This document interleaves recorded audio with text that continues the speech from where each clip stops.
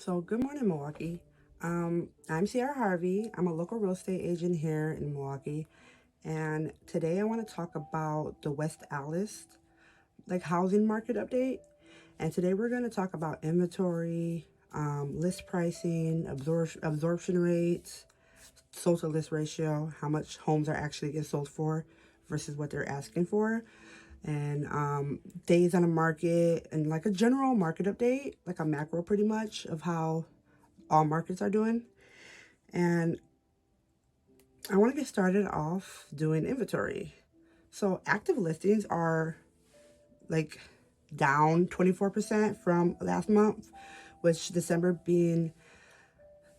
having like 29 active listings in West Allis to now January only having 22 active listings.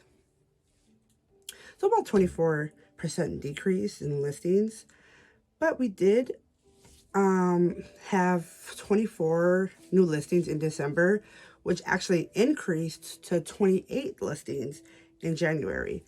So we're going on an upward scale, back increasing our inventory slowly but surely. At least we're finally stopping that decrease. If you can see, over from January, we pretty much started decreasing, and now we're finally going back up from the lowest point, which is December.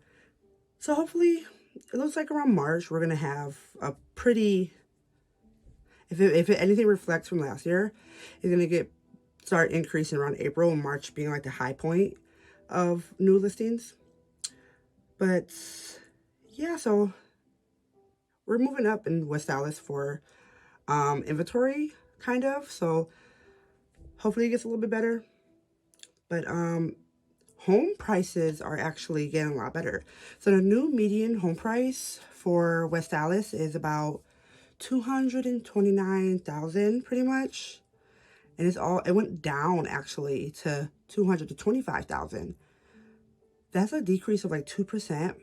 Yeah, it's small, but can we really complain about a decrease in prices when we found out Milwaukee increased their median home price to 18%? Yeah, I'll take a decrease of 2%. We can't really complain about that. But active median home prices are down from also 229,000 to 217,000. That's a decrease of 6%. Once again, I'll take a decrease. It just means like the homes that are getting sold are kind of on a higher end, which is leaving our like active median prices going lower because all the higher homes are getting sold, if that makes sense. So like the sold median home price is like is being at like 243,000 to now it's at 239,000. So it's a little bit above the median like list price and like the median active listings. So you can see how they're like the higher priced homes are being bought up than leaving like the lower priced homes. So if you look at absorption rate is like we don't even have a half of a month of absorption rate. Like that means if we would get no new listings and just sold what we have active, we only have enough inventory for 2 weeks. That's all we have. That's pretty much what absorption rate is. It's selling out everything we have without adding new inventory into the market. It's just 2 weeks, which is pretty bad. But we're talking about like a smaller town. So if we're gonna move to sold to list ratio, you can see the past 3 months, homeowners are not getting what they ask for. Well, homeowners are getting exactly what they ask for versus like the summer, like last summer, they were getting almost 10% over what they were asking. And actually March or May, like more May, they were getting 10% over what they're asking, which is a lot when you're talking about like a $300,000 home or a $250,000. But with sold to list ratio being at 100%, but by spring, we could possibly see homeowners getting up to that 10% if it reflects from last year. We can see homeowners getting up to 10% over asking.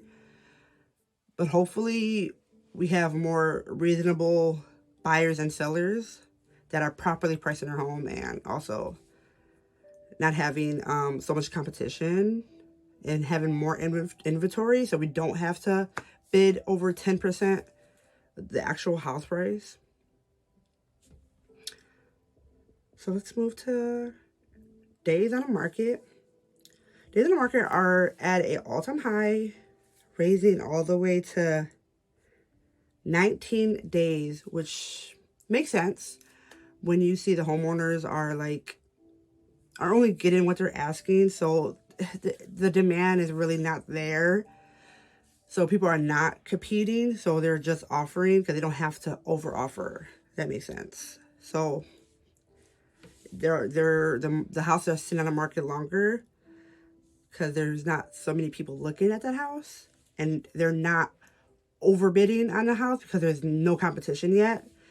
But I'm definitely seeing that it could possibly drop all the way to like a week on the market, which is kind of like a good market, not too crazy. But yeah, right now days on the market is pretty high at 19, and yeah, it's just not competitive until summer or like spring. So we're definitely gonna see a change, but it's definitely higher than if you look at like February of last year. That was only 12 days on the market. Now this year, January, we're at 19, which is, it kind of predicts how the market in the spring, summer is gonna look. It's gonna look a little bit different from last year, because I feel like we're more sensible. The home buyers are more sensible in buying their home and are actually waiting for rates to drop at that 5% that everybody's hoping for. So I don't know how that's gonna turn out, but definitely I feel like people are slowing up on their search and waiting for rates to drop. If you look at, yeah, so yeah, I just feel like people are just gonna wait. They're gonna wait until the lowest possible rate drop, which I doubt is gonna drop lower than high fives. It's gonna be a 5.9 is the lowest I feel like we're gonna get this summer. This is a election year. Yeah, this is election year, so I feel like people, if you really think about it, do you remember the beginning of your year, or do you remember the end of your year? They're going to start cutting rates closer to election year, to the election time, so you can actually kind of have that still in your mind of, oh, they cut rates, let me vote for this person, pretty much. So I don't feel like they're going to cut rates until May. People are saying March. I doubt it. Unemployment is low, which is bad for us. Good for the economy, but bad for us. For home buyers, home sellers, it just makes the rates so much higher. And like even mortgage applications, they decreased by 7.2% in the last weekend of January, compared to 1 week earlier. 1 week earlier we were up.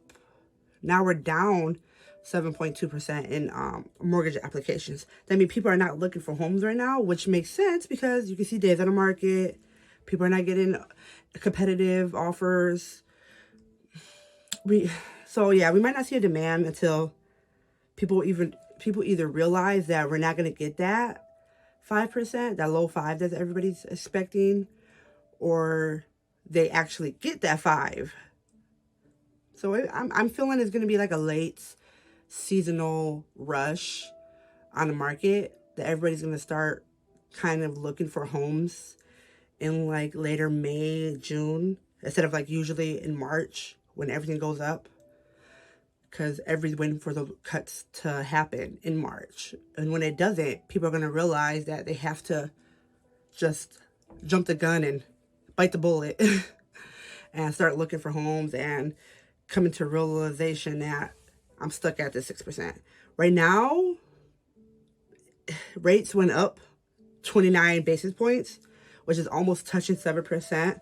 So we're definitely not going to see any improvement in the mortgage applications, I feel like. But yeah, this market is going to be really debating on these rates and the federal cut. I just don't see it happening as fast as everybody hopes for. So if you're definitely looking to buy a home this summer and you want these lower rates, you might have to wait till next year, or just expect to pay an extra couple $100 a month with the higher rates. But that's what I got for you today.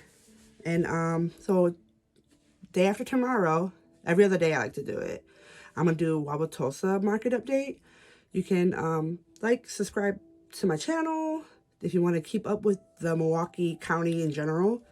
I'm doing like Greenfield, Greendale. I'm gonna do all the markets in little macro of the county of Milwaukee. So stick around, subscribe, and I will see you in the next one.